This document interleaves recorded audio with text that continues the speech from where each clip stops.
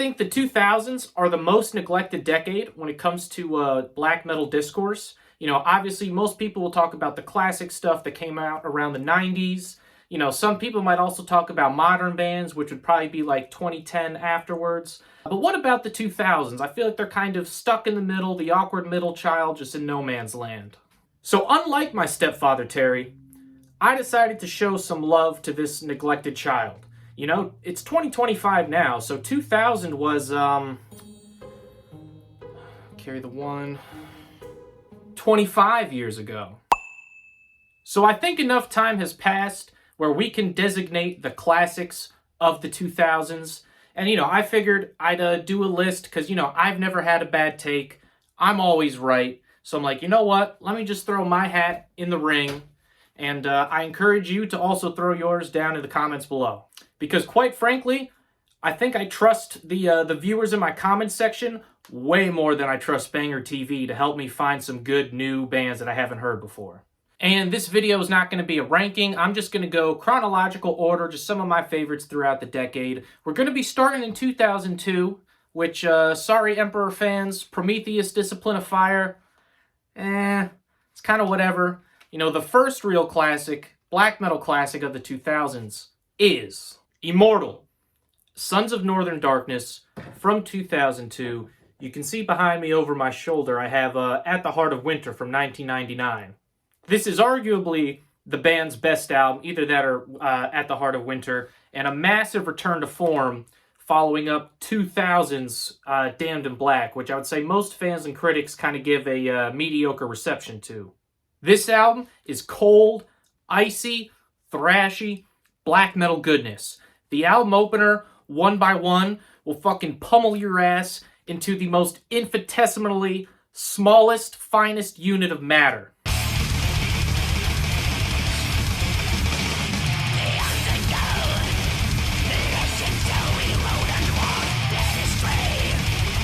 Then on the next track, Sons of Northern Darkness, they friggin' do it again. They already pummeled your ass into subatomic particles, and now they fucking grind you further into, like, antimatter or some shit, I don't know. Since it's pretty difficult to sell records when you completely denature your audience into antimatter, thankfully on the third track, Abath, in his infinite generosity, brings you all back together with the super groovy song, Tyrants.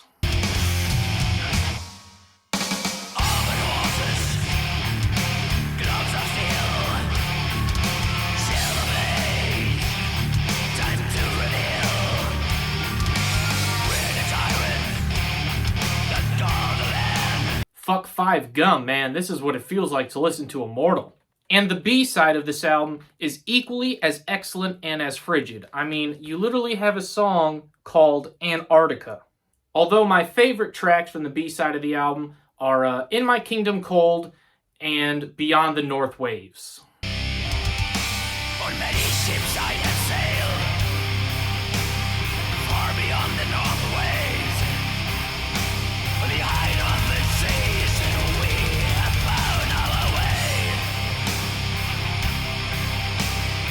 Again, in 2002, this time coming from Sweden, Lord Belial, ANGELGRINDER, their third album and their follow-up to the amazing Unholy Crusade. Lord Belial are masters of melodic black metal, and part of what makes them masters is the fact that they're able to just so seamlessly blend these very pretty melodic sections with these super crushing heavy riffs.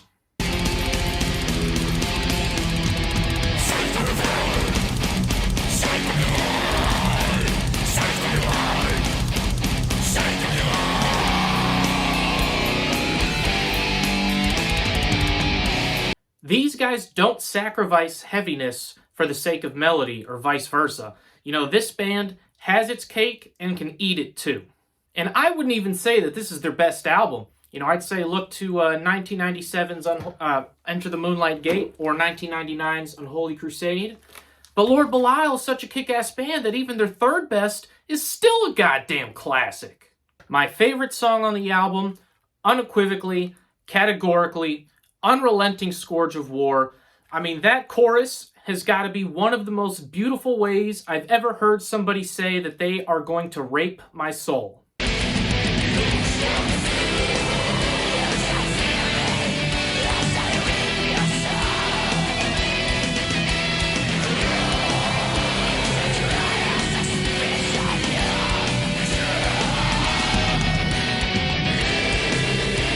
And the last album I'm featuring from 2002, Judas Iscariot, To Embrace the Corpse's Bleeding.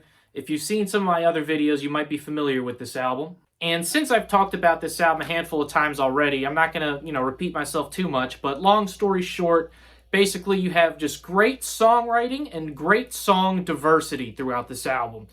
For example, Bathed in Clouds of Blood is like Marduk-esque in its speed and aggression.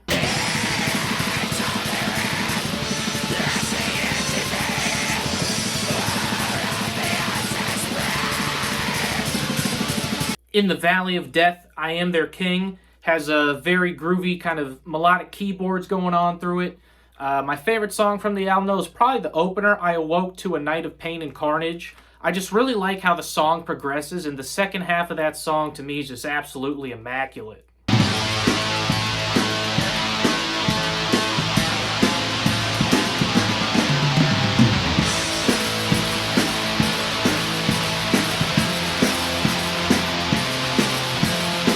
And one more thing I'll say about this album is just how hateful it is, man. And it's not just the vocals or the lyrics, but the music is just absolutely eviscerating. If I've had like a super bullshit day at work, then, Judas Iscariot is going to be one of the bands that I turn to as a way to kind of vent my frustrations. All right, now we go to 2003. Kind of got a double entry here.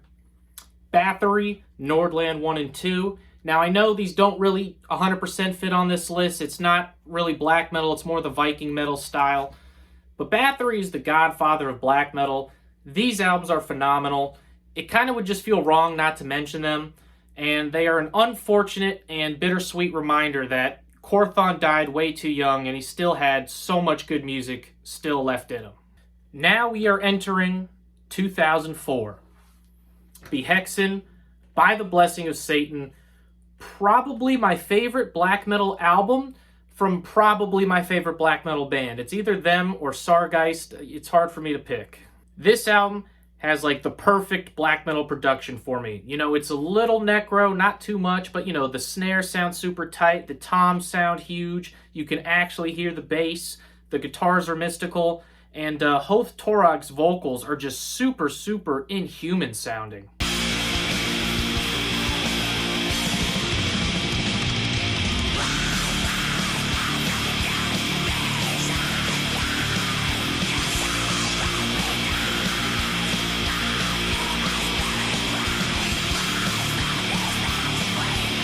This album has everything you could ever ask for in a black metal album. If you want fast riffs and blast beats, then check out the title track. If you want something kind of doomier, then you got Watchers of My Black Temple.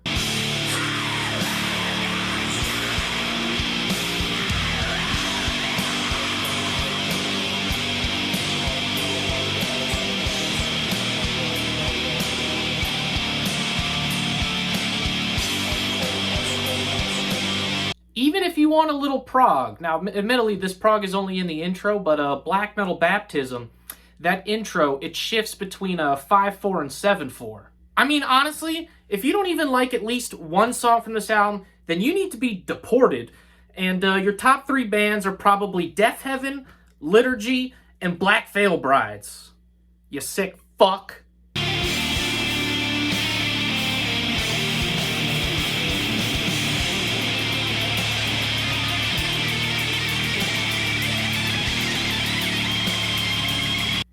I got an album here that I imagine not many of you will expect. Mayhem, Chimera, you people just can't handle the truth.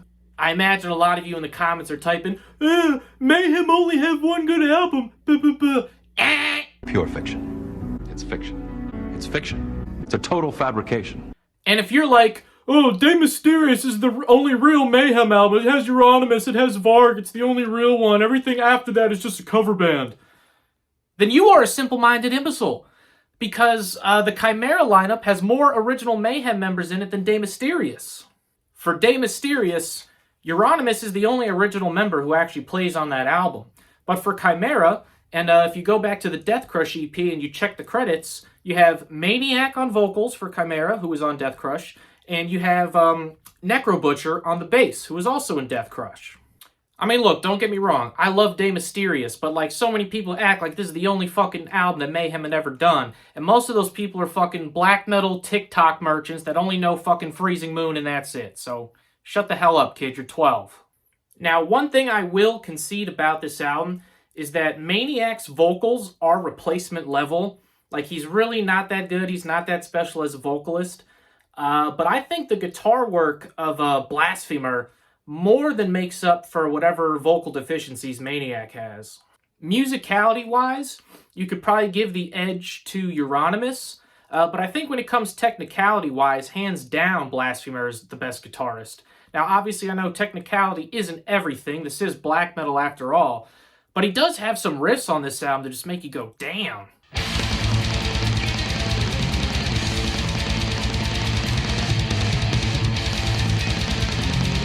Hellhammer, the band's drummer and famous LGBT ally, puts in a pretty good performance on this album. But my favorite songs on the album, Dark Night of the Soul, Rape Humanity with Pride, My Death, Slaughter of Dreams, and the awesome closing title track, Chimera.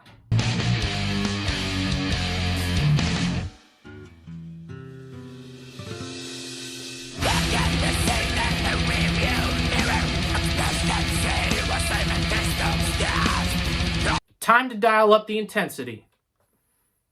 Plague Angel by Marduk, aka the most blasphemous band on earth.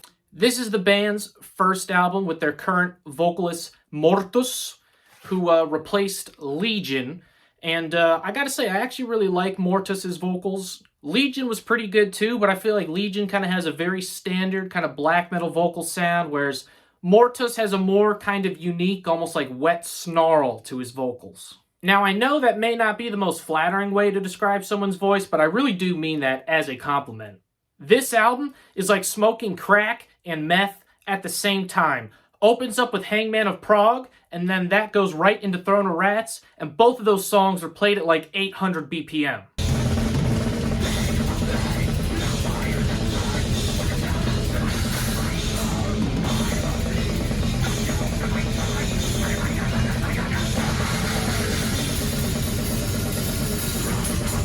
But if you know Marduk, then you know that that is just standard procedure. You know, blistering speed is kind of their MO. But you do have a couple non-speed demon songs on this album. Tracks like Seven Angels, Seven Trumpets, and Perish in Flames.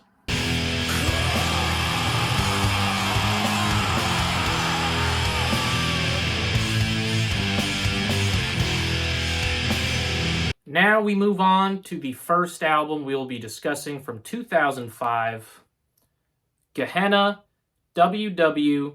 Gehenna has a bit of an odd discography. Early stuff is kind of more symphonic, I guess maybe melodic black metal. Their mid-period stuff got a lot closer to just like straight-ahead death metal. But by the time they got to WW, they'd come all the way back around to black metal. But this time, instead of being symphonic, it was a lot more stripped down and a lot more of a direct nature.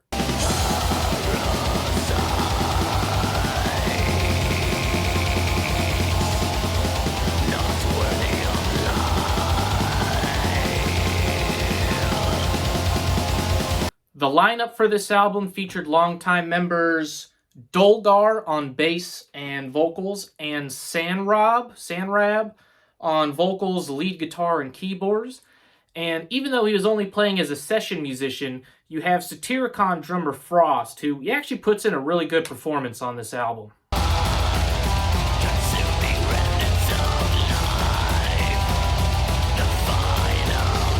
My favorite songs on the album are Pallbearer, Flames of the Pit, Death to Them All, and the album opener, Grenade Prayer, which is just one of the most hateful and nihilistic songs I've ever heard in my life.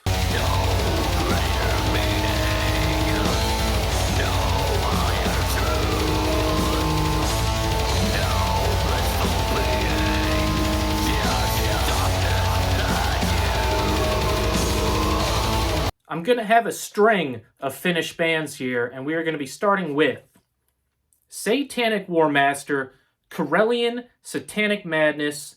This is my favorite album from the black metal institution that is Satanic Warmaster. You know, very necro and raw production. And you got the song on here, True Blackness, which reminds me a lot of Mayhem's Death Crush.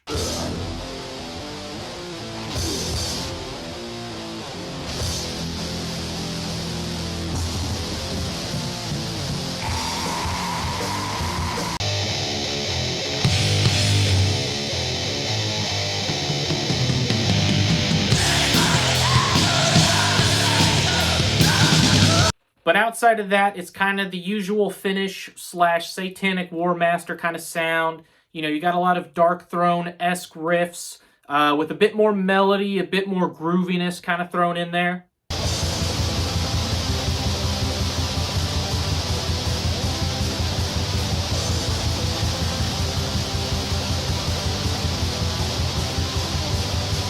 My favorite songs are Eaten by Rats, CARELIAN Satanic Madness, and The Vampiric Tyrant.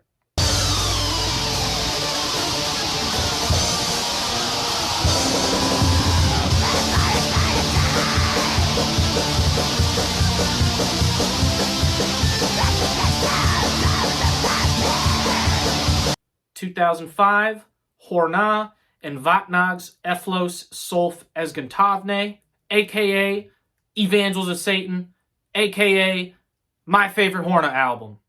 And as I said in my top 15 black metal rankings video, this was the album that really helped me to kind of get or understand necro production.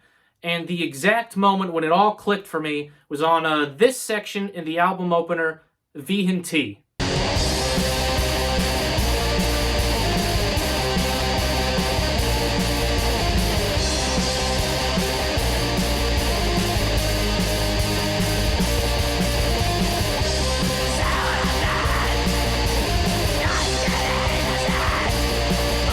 I don't know exactly why, but just hearing that beautiful melody kind of pierce through the harsh production, and then hearing Corvus's wretched vocals over top, it just all started to make sense to me. I finally got it. Next, SARGEIST, Disciple of the Heinous Path. You can see I've got a copy of it on vinyl right above me. I imagine there are probably some SARGEIST fans who would probably rather have the debut up here, or maybe even the demo Tyranny Returns, and I wouldn't really push back too hard on that, but for me, this album is like if you took Transylvanian Hunger, made it more mystical sounding, and made it a bit more progressive.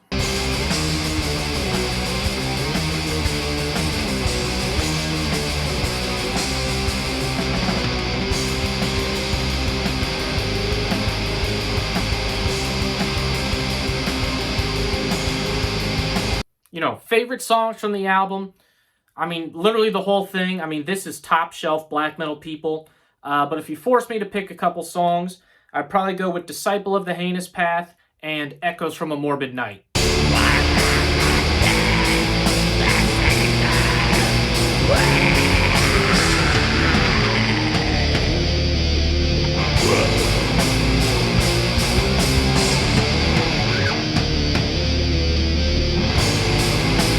We return to Norway. HORDALANDS, DOEDSKVAD from 2005, TAAKE's third album. I recently did an entire video going through TAAKE's discography, so I'm not going to go, too deep on this album here, but basically this has melodic songs, it has heavy songs. For heavy songs, you can see HORDALANDS 1.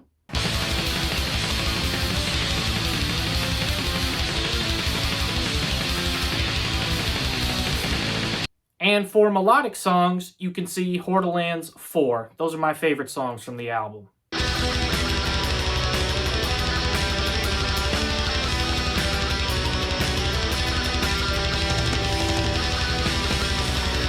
Alright, we're done with 2005, and fuck 2006, all my homies hate 2006, we're going into 2007. Inquisition, Nefarious, Dismal Orations, my favorite album from the band.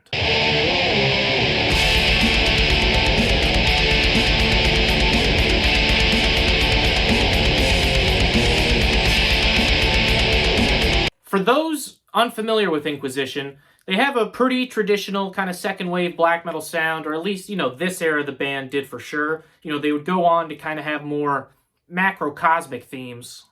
But the unique twist with Inquisition is that vocalist Dagon has a very unique sounding vocal style. It's often compared to sounding almost like a bullfrog croak.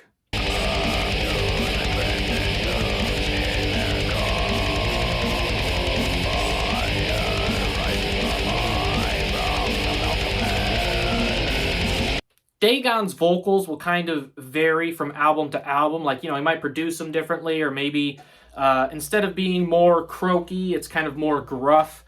But to me, I think this is when Dagon's vocals sounded the best. I mean, this is like, for me, this is peak croak. We move into 2008.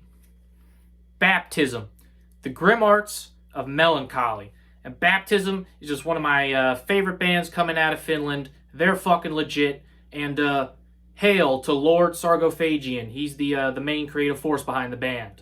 Baptism sound, it's like traditional Finnish black metal, but it's got a little bit more musicality and progressiveness to it. I think the songs are a bit catchier, and kind of like I talked about in my TAAKE video, Baptism will also kind of incorporate some elements from outside genres into their music. See, for example, on this album, the kind of glam metal / heavy metal sounding riffs on Malicious Rights.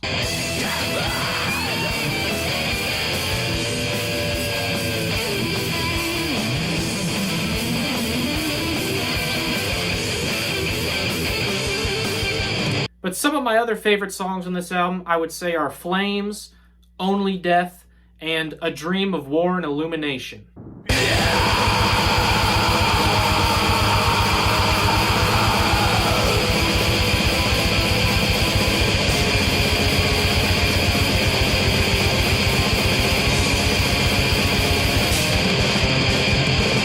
Another Finnish band, AZAGHAL, Omega, which is this album right here. As you can see, I got this, box set of 4 different albums. Now, while AZAGHAL is another Finnish black metal band, I don't think they really have the, traditional Finnish black metal sound.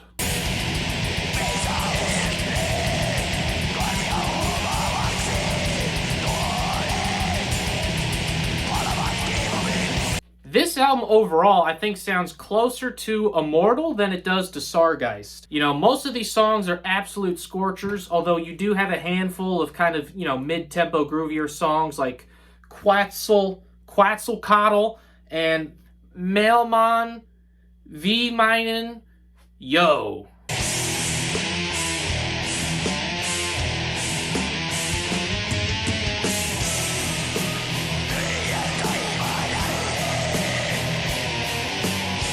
Up next, we have a very underground band that no one has ever heard of, that I'm a very special snowflake for knowing about. You guys can't listen to them. I'm the only one who can, alright? I'm the only one who does listen to them.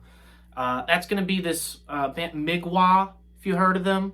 GROZA, 2008, their debut album. The debut offering from MGŁA.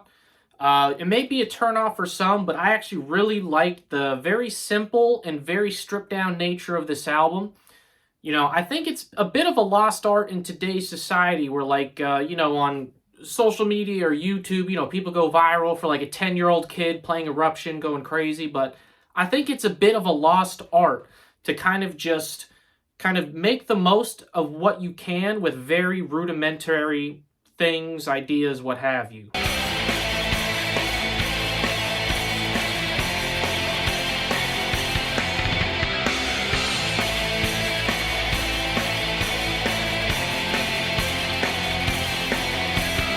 Now, you could argue maybe they took, the simplicity a little too far. I think some of these songs, like GROZA 1, you probably could have shaved a few minutes off it. But, overall, for the most part, even if the songs are maybe dragging on a little too long, I still think the songs are really, really good, really phenomenal.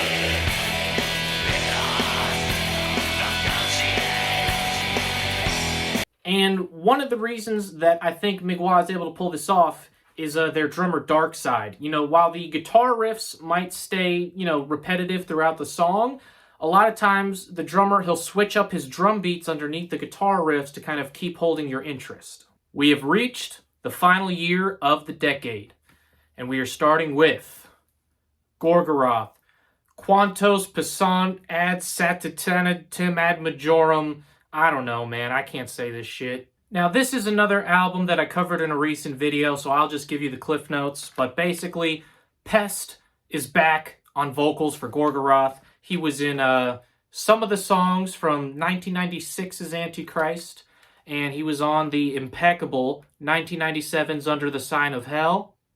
And if you hate the production on this album, which, you know, I've come around to it after a while, but I'm not going to lie, the first time I heard this, I was like, Jesus, those drums sound like shit. Then good news, because this album has a very pristine, very modern production.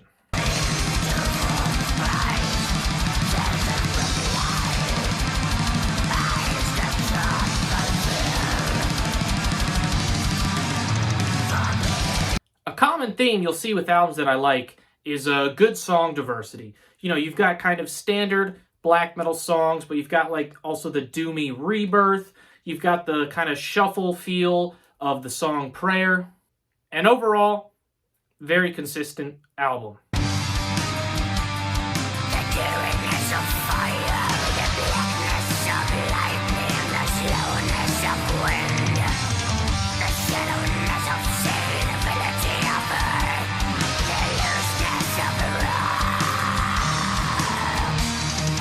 The final album that I'll be talking about on this list, Nocturnal Mortem, The Voice of Steel, and I would say that I have saved arguably the best for last. The Voice of Steel is just one of those transcendental albums, kind of like Transylvanian Hunger, that when you're listening to it, it just sounds like you're listening to magic happen. Like, these are not just, you know, mortal men playing musical instruments. This is like having a religious experience.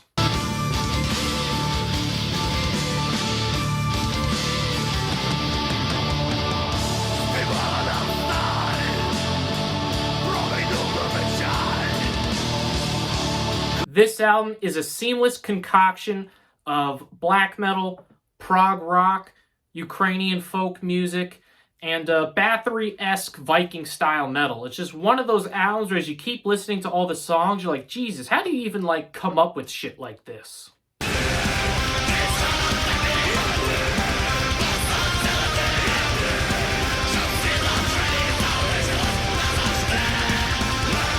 Typically, I'm a fan of brevity when it comes to album run times. You know, I think 40 minutes is a pretty good target to shoot for. And this album is 70 minutes long. And quite frankly, I wish it was 180, man. Because, I mean, this shit is awesome.